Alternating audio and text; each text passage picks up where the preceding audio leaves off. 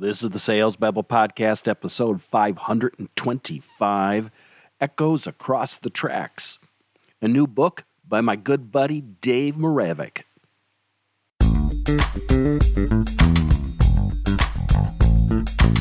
Welcome to Sales Babble, the podcast that shares selling secrets for non-sellers. And now your host, Pat Helmers. Growing a business, it's like trying to make friends at a party that you really don't want to go to. You've got to mingle with strangers hoping they'll buy something from you. And if you just stick with your regulars, you're going to be like a plant in a tiny pot. You're not going to grow. But here's the kicker. Meeting new people, it's uncomfortable. And how do you get comfortable being uncomfortable? It's like wearing a brand new pair of shoes to a marathon. It's like asking how to enjoy a dentist appointment. At least that's how some people see it. Today we're going to take a break from the Dow Sales Babble. Instead, we're going to meet a guy who's written a book, a new book that's on Amazon, which is the rainforest of all books. It's my buddy Dave Moravec. He's penned a book titled Echoes Across the Tracks.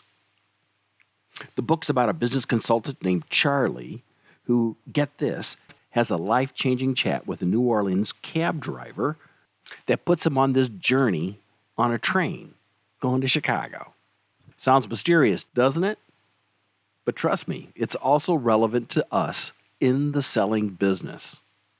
But before we get to the interview, make sure and subscribe to the podcast on whatever app that you're listening to, and also follow us on Facebook, X, and myself on LinkedIn. You'll be able to find links in the show notes. And so, with no further ado, let's get to it.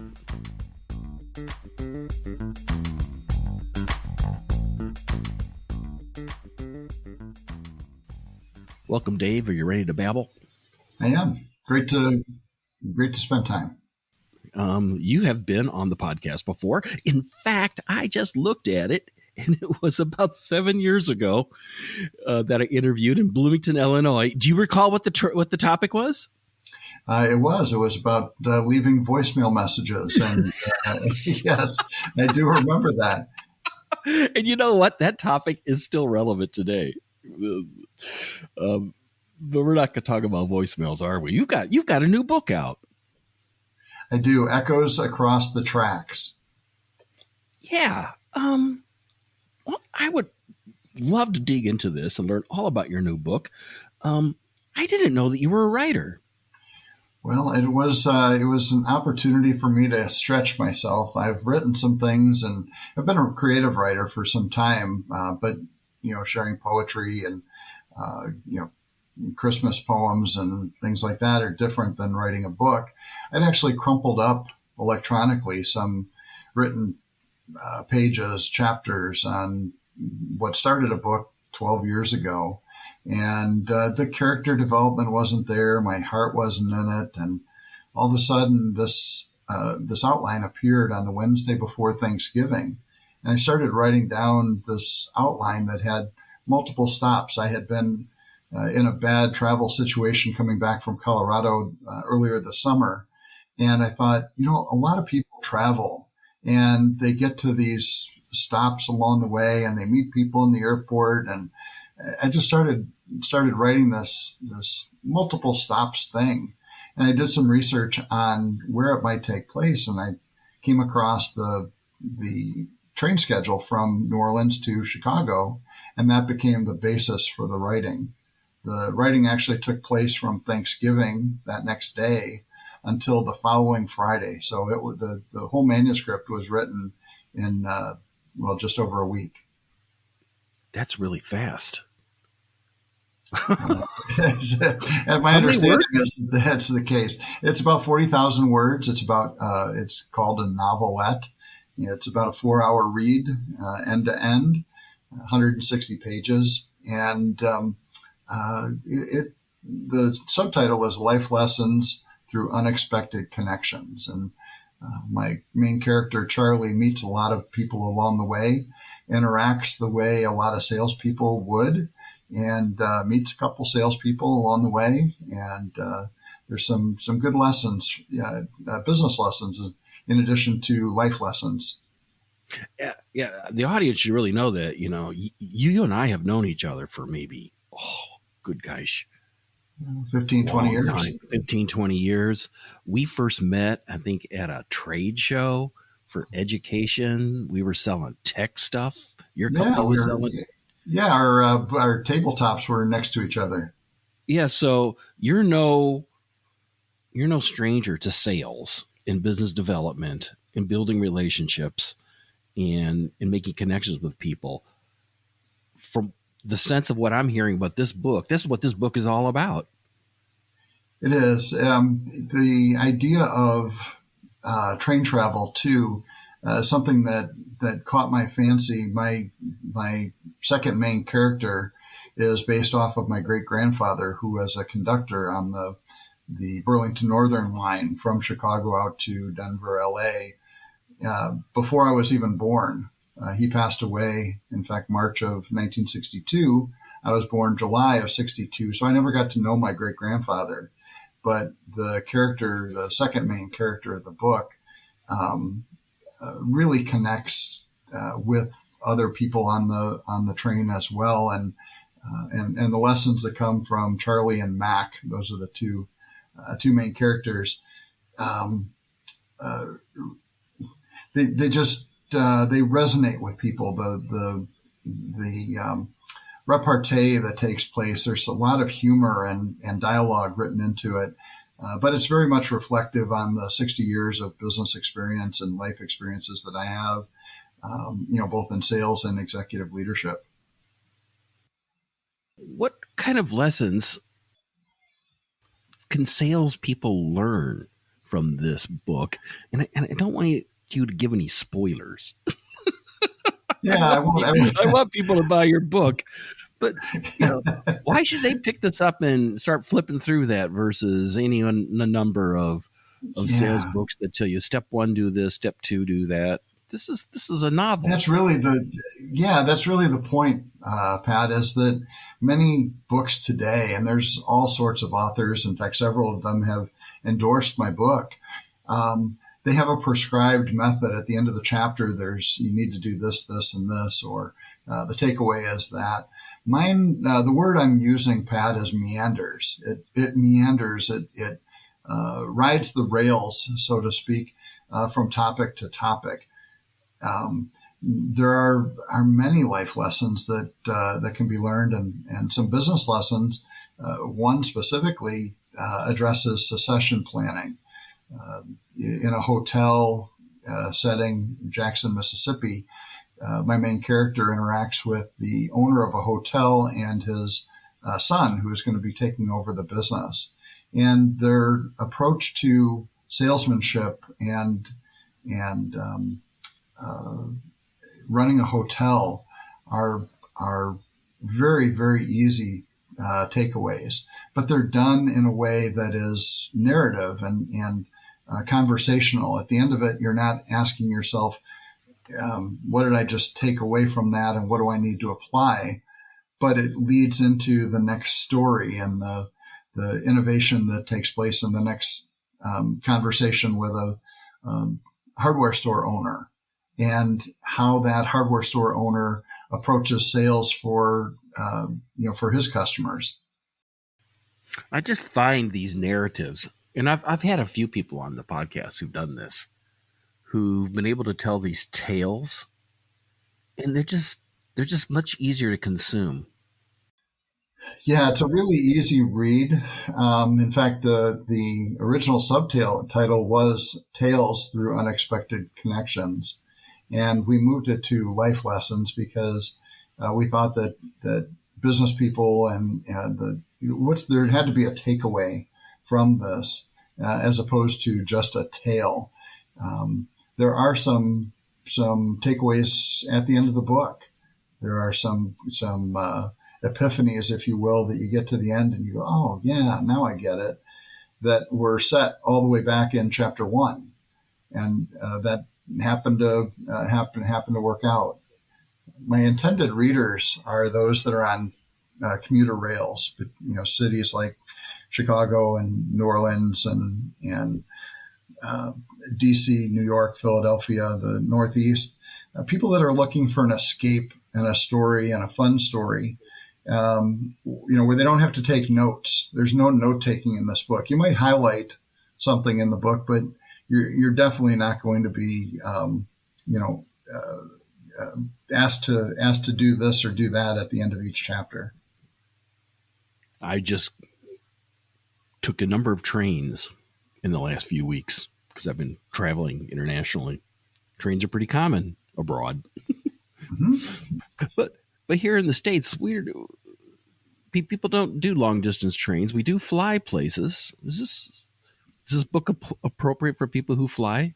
Absolutely. In fact, the start of the book, you can pick it up on Amazon and you can read actually the first chapter. And the main character is heading to the airport in New Orleans for his flight to Chicago.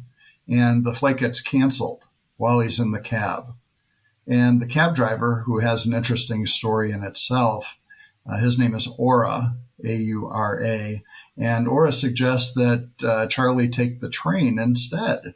And being the kind of character that Charlie is, he thinks about it for about 30 seconds and says, well, I don't need to be in Chicago tomorrow. I need to be there the following day. Sure. Yeah, I'll take the train instead. And right. The cab driver takes him to the train station. That's really where the adventure begins. Like you said, it was this. You're targeting salespeople, business people, owners, I assume. Yes, absolutely. But I think that the topic may be of more interest. But I think a general audience is going to take away a fun story. I don't think that's so focused on business lessons that somebody in the general public that would read it go, oh, I get that. Again, I don't know whether I shared with you, but I flew to New Orleans February 1st and stayed overnight, took the Amtrak from New Orleans to Chicago as research for the book. The final pieces came together, and it was a delightful trip. 20 hours. In fact, the train was on time, 15 minutes early, as a matter of fact, coming into Union Station. Just the staff on Amtrak was phenomenal, very comfortable. I met some fun people along the way, which was terrific, and the Amtrak staff was very, very accommodating. A friend of mine just took a long train trip from Chicago to San Francisco, and it was fraught with adventures. But with that said, I want to be clear here. With that said, he really enjoyed the entire experience. He says he met some interesting people, some odd people, but some interesting people. I mean, it was some things worked on the train, some things didn't work, some things broke. Yeah, but all in all, well, he felt like it was yeah. Go on. Well, no, I was just thinking, everybody's familiar with the book, the movie Planes, Trains, and Automobiles. Yeah. And the travels of John Candy, are well chronicled. But if you're on an airplane today, you don't know how long you're going to be on a tarmac waiting for clearance to fly. You don't know whether or not you're going to make your next connection. And part of this trip that came from Colorado back to Cincinnati, got me to Dallas. And the airline, to be nameless at this point, told me that I was going to be in Dallas for 2 days before I could get a flight back to Cincinnati. And that just didn't pass the reasonableness test to me. But under the circumstances, they said you'll have to fly out on Tuesday morning. And this was Sunday evening. So I ended up getting a flight that night to Louisville, staying over in Louisville and taking a bus, Greyhound bus from Louisville to Cincinnati. And that was an adventure in and of itself. And I did think about that movie during that time. But all of us have travel stories. We've each got woes that we can tell.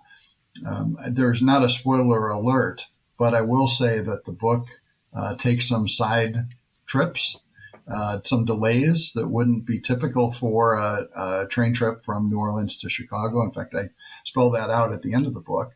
That I used some creative license to expand the trip from New Orleans to Chicago. And one of them, a quick story, the title of the chapter is called Mending Fences. And the train is out in the middle of nowhere, whether it's Kentucky or Tennessee at the time, but there are a herd of cattle on the train tracks. And the engineer sees it, slows the train down, and the staff have to get out and shoo the cattle off of off the tracks in order for the train to come through. And the conductor comes back on the train, and he's, a little disgruntled having to do it. And he said, mending fences, those farmers, they can't mend their fences. And it turns into a life lesson that you can read more about if you get to that chapter. I love it. Where do salespeople get these opportunities of travel wrong? Well, you know what? I think there's a couple things I've thought about, Pat, as in this process. The woman I met on the train, she was traveling between Jackson, Mississippi and Greenville, Mississippi. It's a 2-hour train ride. And she said she regularly takes this, and this is anecdotal to your question, is that she takes it on a regular basis. And she doesn't put her earbuds in. She doesn't kick back and just watch out the window. She's interacting with people. And she happens to be a salesperson herself. She told me some sales related win stories, people that she met or connections that she made on the train. The book had already been completed by then from a character development, so I didn't use her in the book specifically. But I think that oftentimes we sit in our seat, we sit in the airport, and we don't connect with one another. We don't hear each other's stories. And we have that opportunity, at those airports and times to do that. But again, sometimes we need self-care. Sometimes we need to, return that telephone call to a prospective customer or to that sales manager who's wanting us to check in from, point A to point B. The other thing is that so much today is done via Zoom and through telephone that didn't take place 10 years ago or 20 years ago. We traveled to go see customers. We pressed the palm. We had lunch. We had dinner. We had drinks into the evening, and we solidified those relationships one-on-one. And depending on your product or your solution and the concentric circles that you're working, we can get back to that.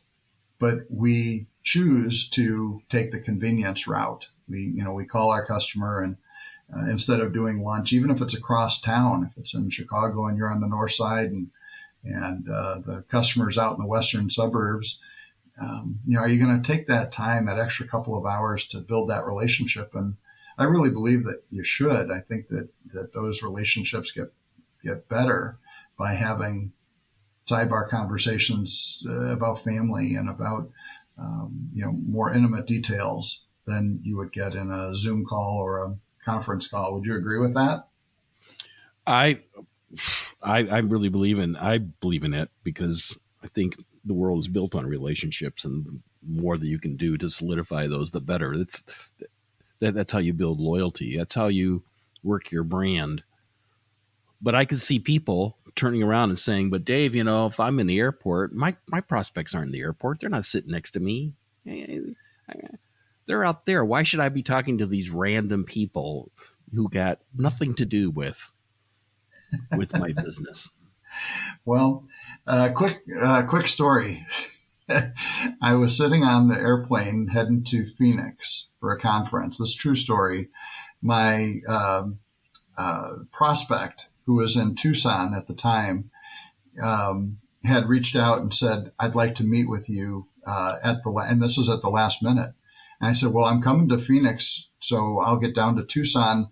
I'll rent a car and come see you. And he said, that's great. I gave him and this is the same day that I'm flying out. So I told my office assistant, I said, I'm going to the airport. You find me a car, because instead of taking the shuttle to the airport, from the airport to the conference, I said, I'll rent a car and go down and see him directly. Well, I get to the airport and she's called me now and let me know that there are 0 rental cars available in Phoenix. And the reason is that it's the weekend of NASCAR, Phoenix 500 or whatever it was, and there were 0 rental cars anywhere available. So I said, well, you got to find me a bus, you got to find me a cab, whatever, because I don't know if Uber was even in existence back then. It's maybe 10 years ago. And I said, you got to find me a way to Phoenix, even if it's a shuttle, because I got to see this guy. It's a big opportunity. So again, I get on the airplane and I start talking to the guy next to me across the row. And we're in the same, and I said, hey, I don't know what's going on in Phoenix, but there are 0 rental cars whatsoever. And I've got to go see this customer. I'm going to get off the plane, and hopefully my office assistant will have some transportation for me to get to Tucson. It's about an hour and a half away. He says, I'm glad you shared that story, because my office assistant booked a rental car, and I booked my own rental car for this trip. So I've got 2. Do you want one? I said, no way. That would be great. So he gives me the confirmation number. I go to yeah, absolutely. True story. You never know who you're going to meet. You never know. I was just on a plane. I just flew back from France on Saturday. I'm in the back there waiting for the restroom, and I start chatting with a guy, and I come to realize that he had just started a business. He from Africa here in the States, and I go, this is exactly the right topic of a client that I have, of a podcast that I manage on caregiving. And I gave him my card, and I said, we should talk, because this company is only one town over from where yours is. And I think there's opportunity there all the time. The person you're talking to may not be your customer, but many times they know somebody who could be a prospective customer. Absolutely. And it doesn't matter what they look like. We were on a cruise in January, and this couple who are a little bit older than Patty and I are sitting next to us. And on cruises, you have all the time in the world to talk. Well, it turned out she was a business owner who was looking to sell her business. Her son was not interested in continuing in the business, and was getting up in age himself. She was probably 85, if he's in his 60s. Sure enough, I was able to make a connection on her behalf. I'm not sure whatever happened to that connection, but I did make the introduction after we came off of the cruise ship. And I would never have thought that an 85-year-old woman would be a business contact and on a cruise ship in the middle of the Caribbean. I think it's the connections I get all the time are just blows me away. But I have to admit, I don't know how many times I've said, I think I can help you out. Here's my card. 9 out of 10 times I never hear from them again. Have your business cards ready. Have your contact information ready. And maybe that 1 out of 10 is worth the 10 times that you do that. Oh, it is. It's their loss. Usually I get nothing out of the deal. I'm just trying to be trying to be helpful and just see where that goes. I believe in the power of serendipity, and that's what this book is about. Echoes across the tracks. Yeah. Life lessons through unexpected connections. Dave, how can people read this book? How can people find it? You can find it on Amazon and Barnes & Noble. The hardcover will be available in a week or so. If you do place an order, I think they're available on the 22nd. I hope to have some. Yeah, I see you can place an order for it right now. I'm looking at the website right now. Yeah. Yeah, it's available on Kindle and ebook available, and the paperback is available within a day or two on Amazon. David C. Moravec. You can also find me at salesmanagerforrent.com or here locally in Cincinnati as the president of the Coleraine Chamber of Commerce. The foreword was written by Tom Ziegler, who is Zig Ziglar's son, which again is a sales story in and of itself, because all I did was ask if he would be willing to write the foreword for the book. And a lot of people wouldn't even go so far as to ask, but there's a couple of Zig Ziglar references in there, and he was nice enough to write that for me. What a small world. That's awesome. I'm a big Ziegler fan. All right. Well, Dave, thank you very much for taking a moment to stop by and visit the podcast. I urge everybody to go out there and find this book, track it down. I think you're going to love it. Thanks so much, Pat, for having me.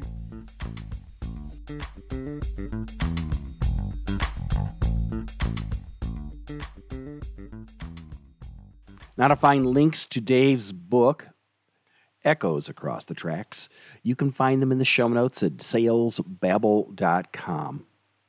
And while you're there, you can also sign up for our brief weekly newsletter with links to the podcast sent conveniently to your inbox every Tuesday. Next, if you could do me a favor and share this episode with a friend who's also interested in growing their selling skills, somebody who you think might find value in reading Dave's new book, please do. Please share this episode, because word of mouth is the premier way of growing our sales community. And if you got any questions about sales, please reach out. You can easily connect with me on LinkedIn or go to salesbabble.com and click on the Babble Me link. That'll send a message directly to me, and then you and I will be chatting. I can't wait. Let's meet for coffee, at least virtual coffee. With that said, that's all I've got for today. Until next Tuesday, take care and have a highly successful and a profitable selling day.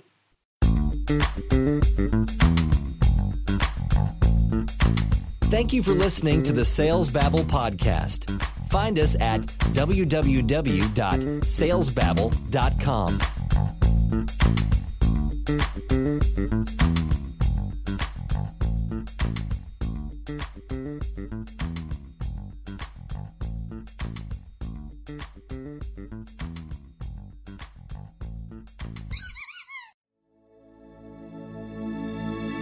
This is a production of Habanero Media.